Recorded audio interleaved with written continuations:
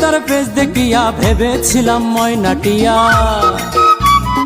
ফেসবুকে তার ফেস দেখিয়া ভেবেছিলাম ময়নাটিয়া, তাকে আমি ভেবেছিলাম ডানা কাটা পরি। এখন দেখি আসলে সে ময়দা সুন্দরী, এখন দেখি আসলে সে ময়দা সুন্দরী।